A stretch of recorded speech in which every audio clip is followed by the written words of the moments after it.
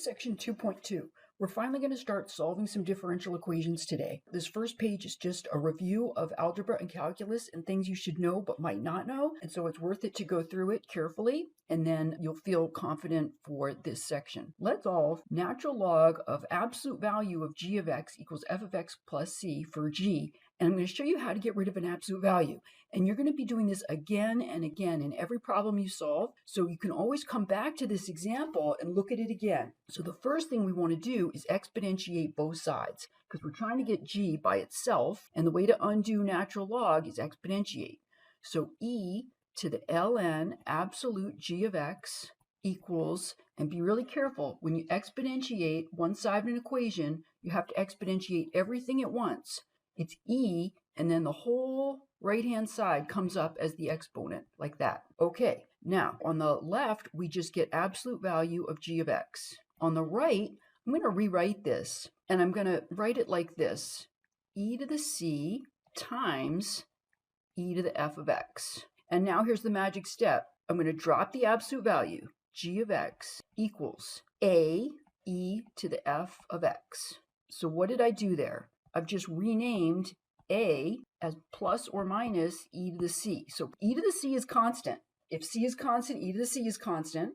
So I'm calling that a just new constant a. And so I'm done. Now, in your homework, they'll want you to use c as your constant. So they'll want you to replace this a with a c, capital C.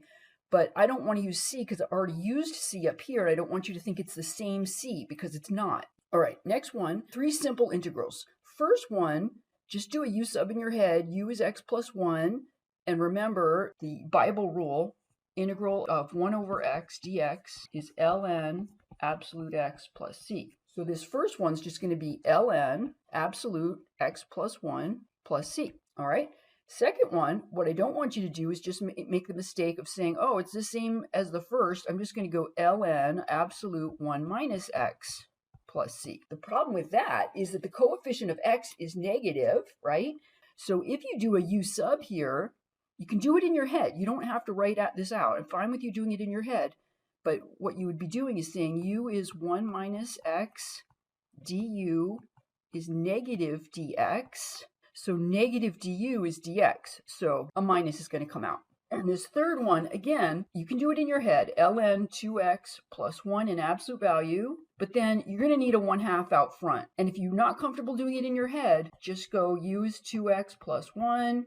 So 1/2 du is dx. Most of the time, you'll be doing ones like the first one where the coefficient of x is 1 when you're doing partial fractions. So here we go, partial fractions. On the last page, I gave you a bunch of partial fraction examples for the decomposition. And then here are 2 videos about partial fractions. So I'm going to need, in order to integrate this, I'm going to need partial fractions. So I've taken away the integral sign, and I'm just going to do the partial fractions. Think of x squared as x minus 0 squared. So that's a repeat linear. So that's going to get 2 fractions, a over x, b over x squared. And then the x plus 1 is going to get 1 fraction. Okay, next step is to clear fractions. The way you do that is you multiply both sides of this equation by the denominator on the left. And you can do that in your head, and I'm going to do it in my head. On the left, I'm going to get 4x squared minus x minus 2. And on the right, when I multiply by a over x, one of the x's is going to get canceled, but I'll still be left with 1x and an x plus 1. And then for the second expression, bx plus 1. And then for the third expression, then I'll be left with an x squared. Okay, now it's a part where you pick convenient values of x to determine what a, b, and c are. So I'm going to start with x equal 0. On the left, I get negative 2. I get b is negative 2. Okay, so now another value I think that would be good is negative 1. If I put negative 1 in on the left, I'm going to get 3. And on the right, I'm going to get, that'll be 0, that'll be 0. C is 3. All right, and at this point, I can clean up this equation a bit and put in the things I know. So at this point, I'm at 4x squared minus x minus 2 is a x plus 1. And I know b is negative 2, so minus 2x plus 1, and then 3x squared. All right, now I need one more value of x to determine a. So I'm just going to pick something small like x equal 1. And if I do that, on the left, I'm going to get 1, and on the right, I'm going to get 2a, and then minus 4 plus 3. And if I solve that for a, I'm going to get a is 1. So up here, this is now 1 over x minus 2 over x squared plus 3 over x plus 1. And that's something I can integrate. Now this is going to be a log, this is going to be a log. This one's going to require power rule. So down here, I rewrote 2 over x squared as 2x to the negative 2. And now we can just write down our answer. ln absolute x plus 2x to the negative 1, so I'll write it as 2 over x, and then plus 3 ln absolute x plus 1 plus c. All right, so that was all just prep work. We still haven't done any separation of variables yet, and we're still not going to until the next page, because this page is just explaining what separable is and determining whether equations are separable, linear, both, or neither. So a separable differential equation can be written as dy dx is the product of a function of x and a function of y. And if it can be written like that, then you can separate out, you can move the y's to one side and the x's to the other. And that's what we're going to do. So this first guy, to determine if one is separable, there's no real test. It's just pretty much staring at it and saying, can I write this side as the product of a function of x and a function of y? The answer is no here, but you can look at it for a while and convince yourself. Is it linear? Yes. And I want to write it like this. So dy dx minus 1 over x times y equals 2x. So my q of x is 2x, and my p of x is negative 1 over x. Next one, is it separable? Yes. I'm going to go through these pretty fast. But for you, when you look at these, it might take you a little bit longer, but don't worry, you're perfectly normal if it takes you a bit longer. 1 over y cubed dy equals 1 over x dx. Is it linear? Absolutely not, because you're not allowed to cube y, so no. Okay, next one, is it separable? Yes, it is. K is a constant. T is the independent variable. So I can move the a over 1 over a dA, and whenever there's a constant, I like to leave it with the x's, or t's in this case, is negative k dt. Okay, so that's separable. And is it linear? Absolutely. dA dt plus ka equals 0. So your q of x is 0, and your p of x is k. Next one, is it separable? Absolutely. But you got to be careful. You can't just move the y over alone. You're going to have to move the whole 1 minus y. So 1 over 1 minus y dy is 1 times dx, because you just get a 1 on this side when you divide. Is it linear? Absolutely. dy dx plus y equals 1. Next one, let's do the easy one first. It's absolutely not linear, because you can't exponentiate, you can't have an e to the y, and you can't multiply a y by an e to the y. So absolutely not, but it is separable. And the way to separate is to think of e to the x plus y. So the top here, think of it as e to the x times e to the y. So if I divide by the y guys, I get 1 over e to the y dy equals, and what's left is e to the x over x squared plus 2 dx. Okay, so now how to solve a separable equation. First of all, you're going to separate the variables. You're going to get your y's on the left, your x's on the right. Then you're going to integrate on the left with respect to y, on the right with respect to x, and you're going to add your constant only to this x side. Then you're going to solve for y if you can. And if it's an initial value problem, you're going to solve for the constant and then write your answer without a constant. Most of the problems you'll be able to solve for y. So you'll be able to say y equals something like x squared plus 4. Some of them, 16 through 18, you have to leave your answer in implicit form. So if this were a y, write your answer as f of x comma y. Your answer might be like sine x y plus, x squared equals c. You can't solve for y. All right, so here we go. Let's do some examples. Solve for y. So separate first. Now, the 3 can come over here. I could go 1 over 3y. Don't write this down because I'm not going to do that. Equals x squared dx. But it's always easier if there's a constant. 99% of the time, it's easier if there's a constant to leave it over on the x side. So I'm going to leave that 3 there. Okay, I've separated. And now I'm going to integrate. Okay, on the left, ln of the absolute value of y. I want to see that you're doing the absolute value. Even if you get rid of it later, you need to integrate correctly. There's an absolute value there. And this is x cubed plus c. All right, now I'm going to exponentiate both sides.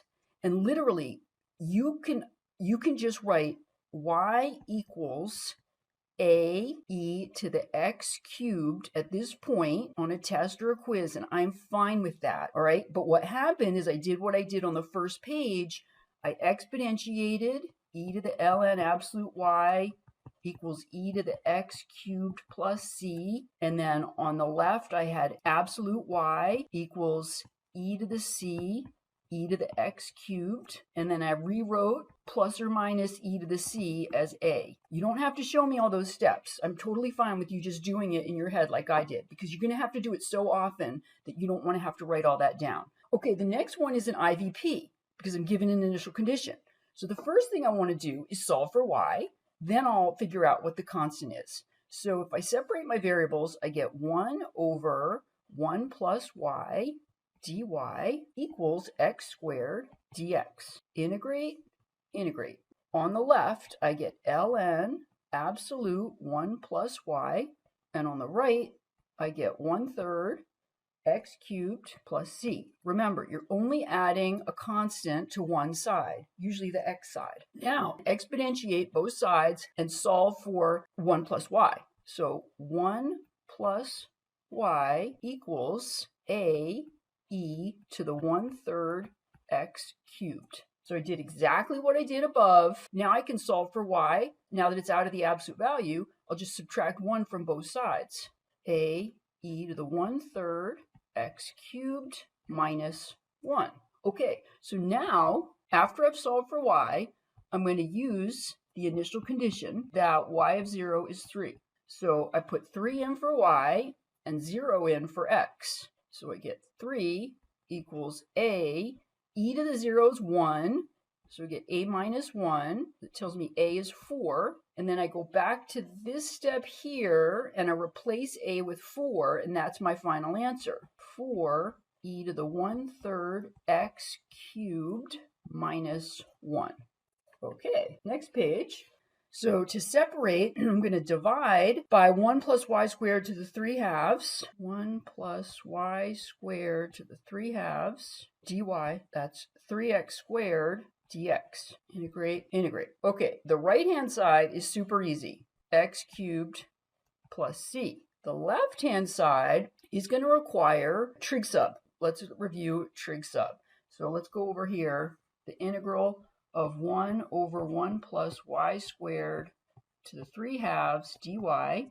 I'm going to let y equal tangent theta, and then dy is secant squared theta, d theta. And if tangent of theta is y, think of y as y over 1. So I can draw the triangle. Remember, the triangle is what's going to allow you to go back at the end and get rid of theta. So here's theta. Tangent is opposite over adjacent. And then we use Pythagorean theorem to fill in the missing side. This is the square root of 1 plus y squared. Okay, now we can do our replacement.